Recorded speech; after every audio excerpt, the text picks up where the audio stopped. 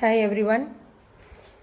So now moving on to the new topic, that is a new chapter which is called as redox reactions.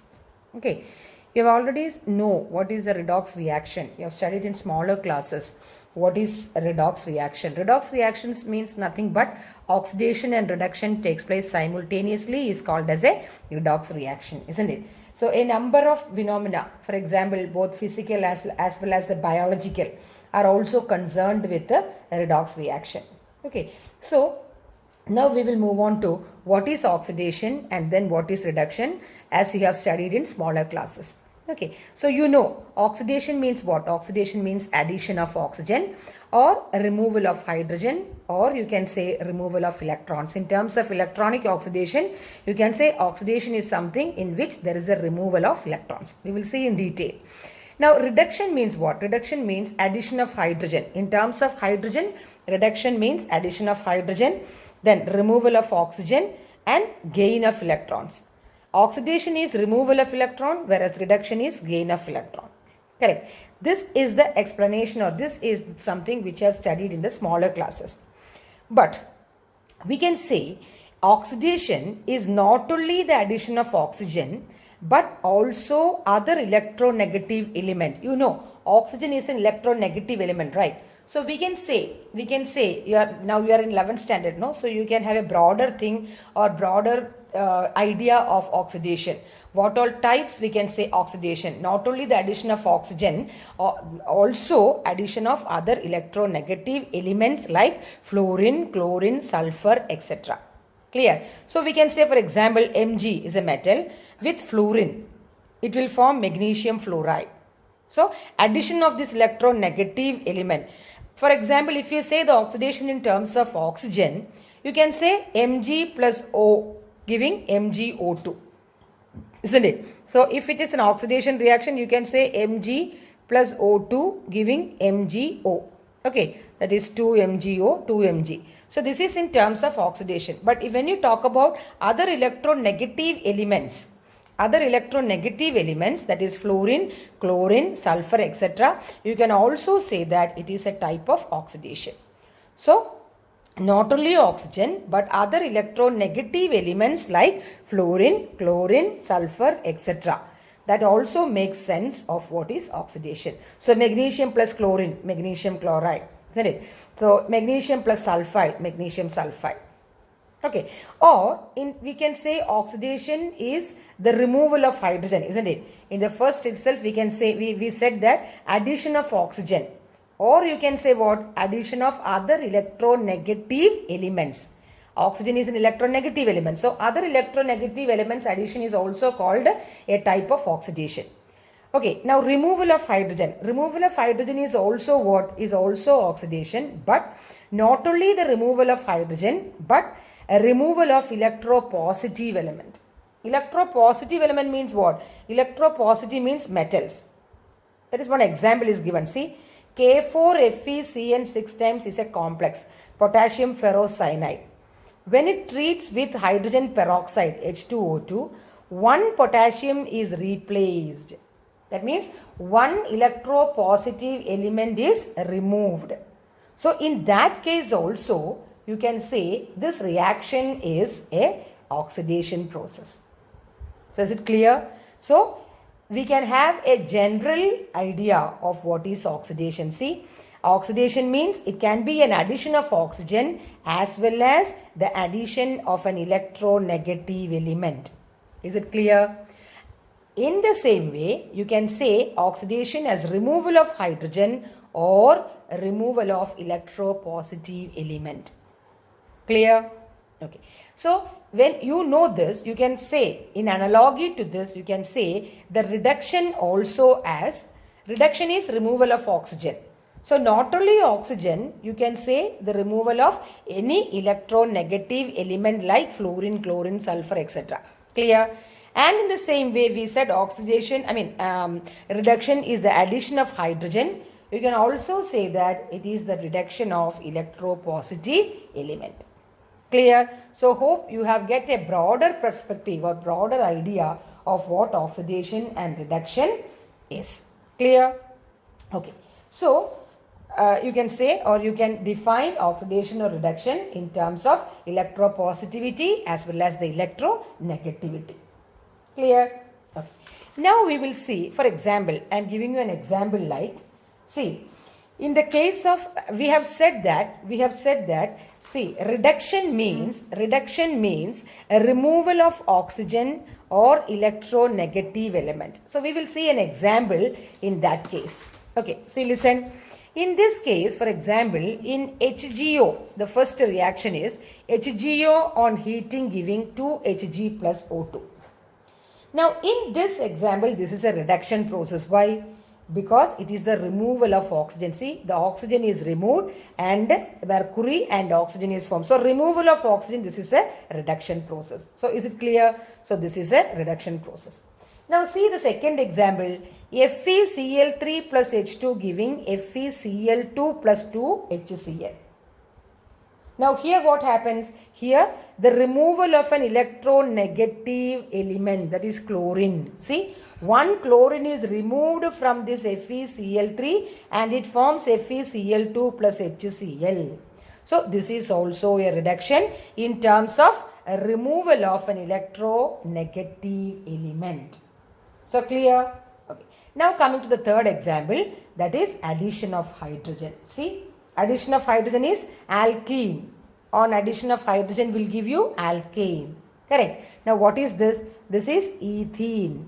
Correct. This is ethene. And what is this? This is ethane. Correct. ANE and ENE. Unsaturated to saturated. Clear?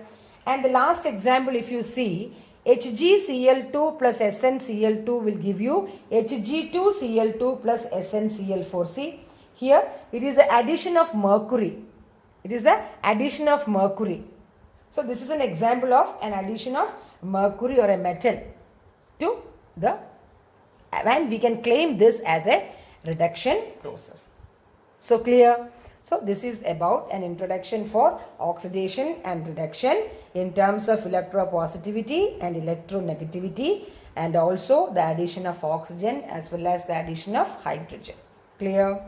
Okay. Now we will see what do you mean by a redox reaction. As you know, redox reaction means redox reactions are those reactions in which the oxidation and reduction takes place simultaneously. Am I right? They takes place simultaneously. For example, if you take Na plus Cl, so 2Na plus Cl2 will give you 2NaCl. So it will, as you know, Na and Cl will exist as Na plus and Cl minus in the solid form. Clear? This is in the gaseous form and this is again in the solid form. See what happens here, how the redox reaction happens. You know, the sodium, what happens? The sodium will lose electrons to form Na plus. Am I right? It will lose how many electrons? Since it has 2 sodium, it will lose 2 electrons to form 2 Na plus. Now what will this chlorine do? This chlorine will accept these 2 electrons from this sodium and it forms 2 chloride ions. See, 2 chloride ions. So in a single reaction, what happens? Both oxidation, losing of electrons is oxidation. Am I right? Losing of oxygen is oxidation and gaining of electron is reduction. So in a single reaction, both oxidation as well as reduction, both oxidation and reduction, gaining means reduction. So both oxidation as well as reduction happening in the same reaction, you can call that to be a redox reaction. So is it clear? Okay. So again, if I take one more example, Na plus S, that is sulfide, will give you Na2S.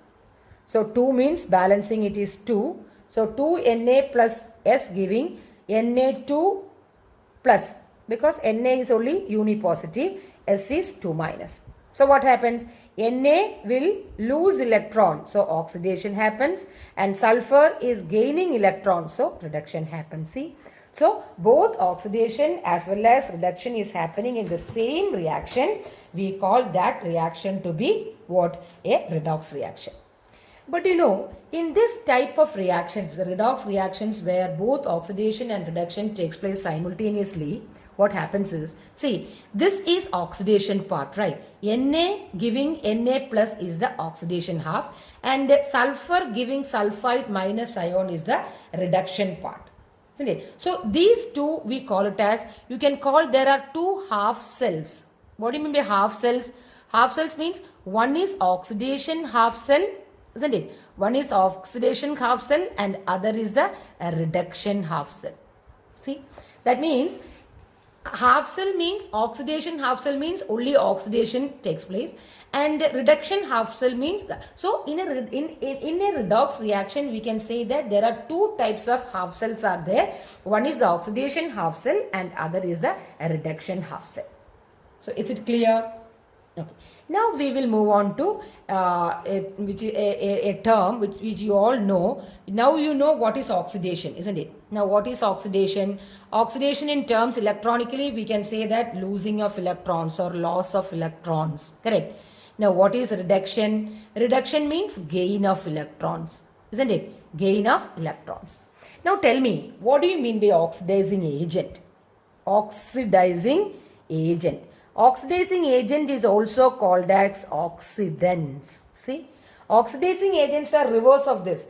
If oxidation happens, that substance is called as reducing agent, and if reduction happens, that substance is called as oxidizing agent. So oxidizing agents means normally it will accept electron. Correct? Accept electron. And reductance means what? Reductance means reducing agent. Reducing agents means what? They are electron donors, donor of electrons. So this is inversely. That means reducing agent, reduction happens, that substance. Which substance the reduction is happening, that substance acts as an oxidizing agent. Which substance oxidation happens, that substance is called as a reducing agent. So you know that all this you have studied in smaller classes. Okay. So this is about oxidation, reduction, oxidizing agent which is called as oxidants, and reducing agent which you call it as reductant. Is it clear? Okay. Now we will have a competitive electron transfer reaction. Now what do you mean by a competitive electron transfer reaction? That means when you take some metals, you can see if a reaction happens to that metals, which metal is transferring electrons more easily. For example, if you take metals like copper, zinc, mercury, silver, etc. In all these cases, what happens when this metal reacts, or you can simply say the reactivity of metal, isn't it? So, for example, if I have a beaker, correct? If I have a beaker and I have copper sulfate solution, okay, I have copper sulfate solution which is blue in color, okay, so which is blue in color. Then I have dipped a rod. So this is copper sulfate solution which is blue in color. You know the color of the solution. Now if you put a rod which is a zinc, see, this is zinc rod. So now what is the small experiment? The small experiment is, if you take a copper sulfate solution which is blue in color, then if you place a zinc rod into this beaker having copper sulfate which is blue in color, after some time what happens, you know, after some time the intensity of this blue color gets decreased. What is it? Intensity of the blue color. The blue color gets diminished. You want to have a word like diminished means the color, the blue color is getting faded. Okay. So after some time, or if you can say intermediate stage, if you analyze or if you observe the beaker, the blue color, the intensity of the blue color is reduced. Correct. And after some time, that is in the final stage, what will happen is you can see colorless solution. See what you can see? Colorless solution. So what is this colorless solution? Which means that all the blue color is getting disappeared. See, all the blue color of this, which means what? There is no copper there in this solution.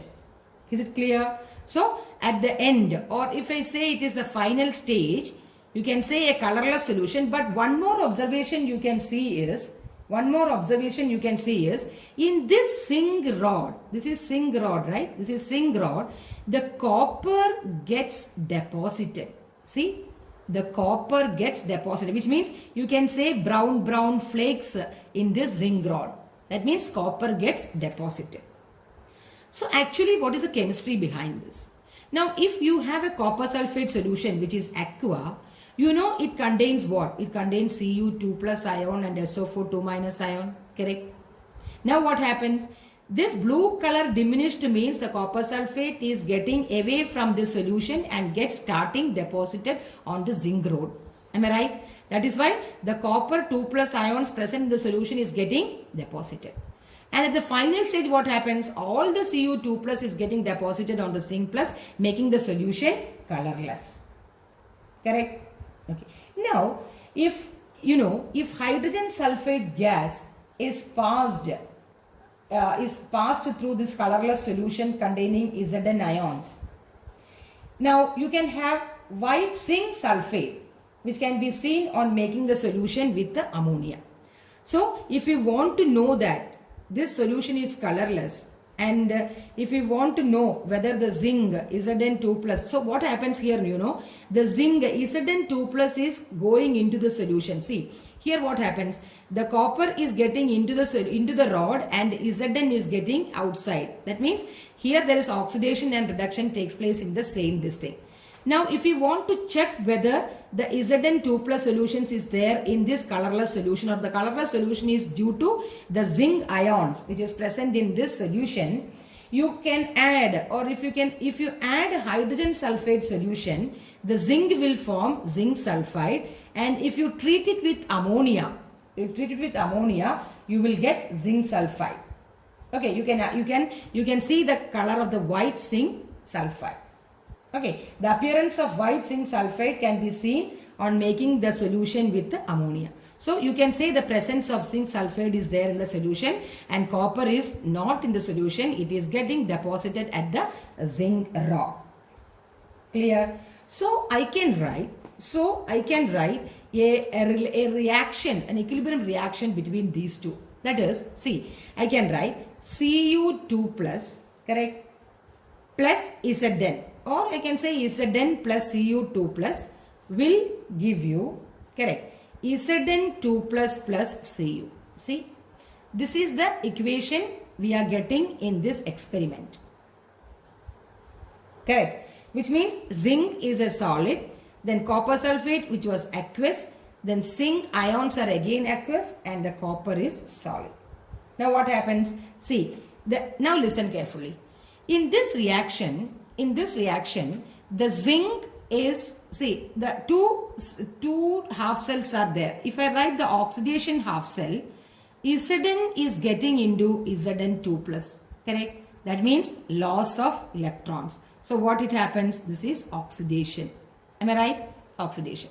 Now what happens to copper? Cu2 plus, so plus 2 electrons, correct? Now Cu2 plus 2 electrons will give you Cu. Now gaining of electron means what? Reduction.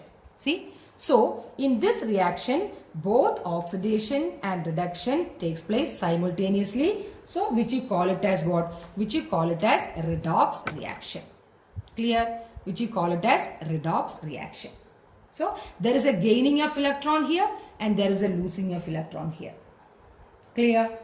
Okay. So here it is a low. So in this thing I can write what? If I write if I write Cu2 plus Zn, Zn2 plus Cu will give you Zn2 plus Cu. So I can write here what? Loss of electron of 2 electrons, and here I can write gain of 2 electrons. Am I right? Gain of 2 electrons. So this makes this a redox reaction. So is it clear? This makes the redox reaction. Correct. Now again, if we want to give an example, as you see, copper plus Ag plus will give you Cu2 plus 2 Ag.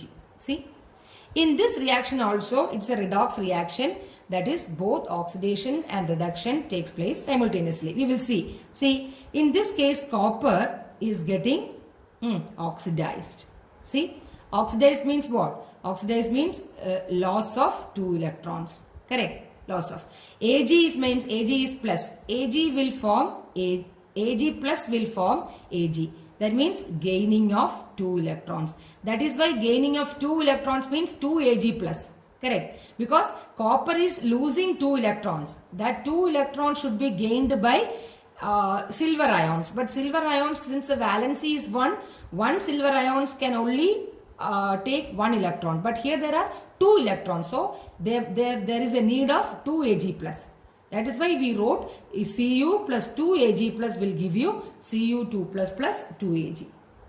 Clear? So this is another example of a redox reaction. Clear? Again, if you want one more example, I can write cobalt plus nickel ion will give you cobalt 2 plus nickel. See? This is also, you know, this is oxidation. Correct? This is oxidation and this is reduction. So, the oxidation and reduction takes place simultaneously in a single reaction. You call that reaction to be what? To be a redox reaction.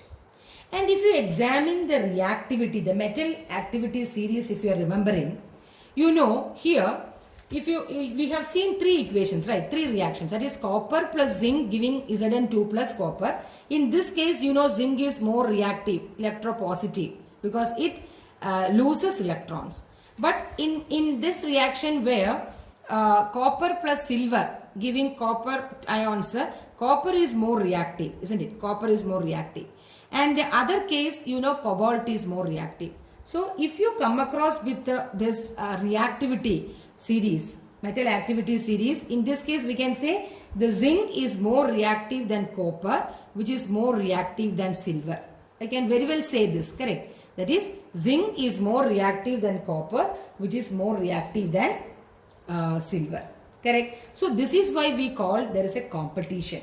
That is, this competition, that means the zinc ion is removing the electrons faster than the copper ion. Correct? Because here in the first case, the zinc is oxidizing or giving electrons and copper is reducing, that is taking electrons. So that is why in the metal activity series, we can say the zinc. So this competition for the release of electrons remains the competition for the release in the proton, the release of protons. Whoever releases the proton very quickly, we can say that it is a very strong acid. In the same way, a metal you can say is a very strong metal, a very good metal. That is, it releases or it loses electrons more easily. So is it clear? So this is about an introduction for the oxidation, reduction or redox reaction. Very simple. Okay, we have told an experiment also how the reactivity happens or how the oxidation and reduction happens. Clear? Okay. Now we will see another topic which is called as oxidation number. You must be aware of what is an oxidation number of a metal. Okay, so now what is exactly this oxidation number? Okay, now we can say the oxidation number, we can define the oxidation number as, just see this, you can define the oxidation number as the oxidation number denotes the oxidation state of an element. See, what is oxidation number proves? The oxidation number denotes the oxidation state of an element in a compound. Okay, in accordance to the set of rules on the basis that or on the assumption that the electron pair in the covalent bond belongs to entirely to the more electronegative element. So this is exactly what is oxidation number definition. But you just remember that the oxidation number will denotes the oxidation state of an element. The oxidation number denotes the oxidation state of an element. So is it clear? Okay. Now, in order to give an oxidation state or oxidation number to an element, we can have or we should have certain rules for that. Why? Because it is not always possible to remember or make out easily in a compound or ion which element is more electronegative element. Because as per our definition, it says that the oxidation number means it is the oxidation state of an element in a compound according to a set of rules. That rules we will decide.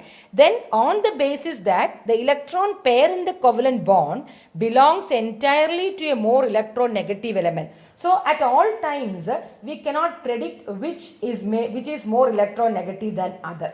That is why we are formulating a set of rules.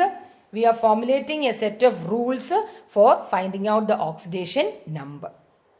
Okay, now we will see one by one what are the rules. The first rule is in elements that is free or uncombined, which means, see, free means what? Free means H2. H2 is a free state, that is HCl, or a P4, that is uncombined state, right? That is, it is not combining with anything. So in that case, that element bears an oxidation number 0. See? So in an element where it is free or uncombined state, each atom bears an oxidation number 0. So we can say the oxidation number of H2 is 0, elemental hydrogen. Chlorine is 0, phosphorus is 0, mercury is 0, aluminium is 0, S8 is 0. So is it clear? So the rule 1 states that, that is the free or uncombined state, each atom bears an oxidation number 0. Is it clear? Okay. Now what is the second rule state? See, the second rule states that for ions of only one atom, that means sodium, magnesium, chlorine, fluorine, iodine, one atom, the oxidation number is equal to the charge on the ion. So if it is an ion, you definitely know that it is having a charge on it. So that charge will be the oxidation number. For example, in Na+, the oxidation number is 1. Magnesium 2+, the oxidation number is +2. In chlorine, it is -1. So the oxidation number is -1. Fluorine, it is again -1. So whatever is the charge on that ion, that is the oxidation number. So is it clear? Okay. Now the third is oxidation number. Please remember, the oxidation number of oxygen is mostly cases it is -2. It is -2. But there are certain exceptions. Now exceptions means what? In peroxides or superoxides, the oxidation number of oxygen is, in peroxide it is -1. Okay, in peroxide it is -1 and in superoxide it is -12. See, this is an exceptional case. See, I will write once more. In the case of hydrogen peroxide H2O2, correct, you know oxygen, hydrogen is +1, correct? +1, hydrogen is +1. So 2 into +1 is +2. That you know. But oxygen is what? Oxygen is 2 is already there. So we need 2. So it will be -1. Is it clear? So in peroxides, the oxidation number of oxygen is -1. Mostly the oxidation number is -2. Correct. So for example, H2O. If you want an example, H2O. H2O is -2. Correct. Oxygen -2. Hydrogen is +1. So 2 into 1, 2. So +2 and -2, 0. So this is the oxidation state. So in peroxide, the oxidation number of oxygen is -1. And in superoxide, for example, KO2. See, KO2, what happened? This is a superoxide. Correct, potassium, superoxide, alkali metal. So you know that potassium can never change from 1. It is +1 only. But see, what about oxygen? Oxygen here it is already 2, KO2. So in order to put oxygen as 1, to form oxygen as 1, you have to be half. So half into 2 will become what? 1. So potassium 1 and oxygen 1. So the oxidation number is what? Half. Isn't it? -half. Correct? -half. Correct. So this is how oxidation number goes. There are some exceptions in oxygen. Clear? So oxygen, you have to remember, mostly oxygen has got a -2 oxidation state. But exceptions are there. For peroxide is having -1 and superoxide is having -half. Correct. Now there are one more exceptions or two more exceptions if I say. In the case of an OF2 molecule, see, OF2. OF2 means what? Oxygen difluoride. In this case, oxygen is having plus 2. Normally it is minus 2, but in this case it is plus 2. Why? Because fluorine is always negative 1. The most electronegative element. The most electronegative element is minus 1. Fluorine is fluorine. That is minus 1. You cannot change that. So, in this case, 2 into minus 1, minus 2. So, in order to form 0, the oxygen must be plus 2. So, the oxidation number is plus 2. Clear? Okay.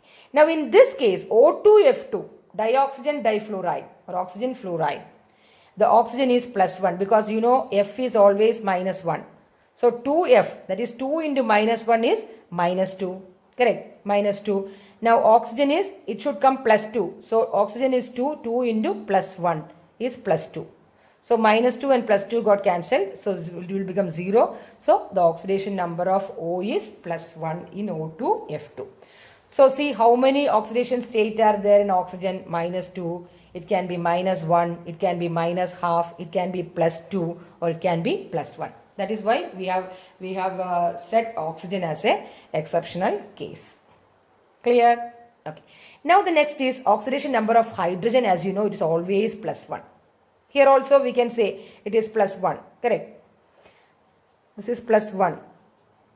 Okay, plus 1. So 2 into 1, 2. Okay, so this is plus 1. So in water, this is plus 1. So always hydrogen is in minus 1. But in the case of hydrides, you know hydrides, lithium hydride. What happens? You know lithium is always positive. It cannot be negative. But hydrogen can be negative. So in hydrides, the hydrogen oxidation state is minus 1. So is it clear? Is it clear? Okay. So then you know the fluorine is always negative. Halogens. Halogens are always negative. There is no exceptions in that. Halogens are always negative. Okay. Then the last is very important. The algebraic sum of the oxidation number of all the atoms must be 0. That is why we have said in O2, F2, F is minus 1. So what we did, 2 into minus 1 is minus 2. Okay. Now we have to make it 0. That is, you have to make this as plus 2. Then only minus 2 and plus 2 will be 0. That is why we said the algebraic sum. What is it? The algebraic sum of oxidation number of all the atoms in this present is 0. So, this will be what? Plus 1 because 2 into plus 1 means plus 2. So, minus 2 and plus 2 get cancelled 0. So, that is the oxidation number. That is how you find the oxidation number. Clear? Or if it is ion, for example, CO3 2 minus, the oxidation number of this CO3 is minus 2. So, it is very important, the sixth rule, that is the algebraic sum of the oxidation number of all atoms must be 0 or in ions equal to the charge. Clear? Okay. So, this is about the rules. Okay. Now, again one more, it is not a rule, but you can write another thing as an oxidation number, or the oxidation number or oxidation state of a metal in a compound can be sometimes presented according to a notation which is called as stock notation. What is it? Stock notation. Now, what is this stock notation? Stock notation is nothing but, for example, in the case of Aurous chloride, you know Aurous chloride. There are two things: Aurous chloride and auric chloride. So, Aurous chloride, you can write AU1 in Roman letter 1, which is in bracket and Cl, and in auric you will have a Roman letter 3 and chlorine.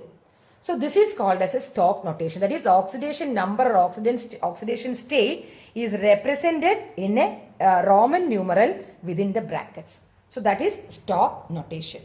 Or if I say SN2 Cl2 and SN4 Cl2, which is stannous. This is stannous and the other is stannic. See? So, when you write the oxidation state in Roman numeral and which is enclosed in closed brackets, you can say that is called as a stock notation.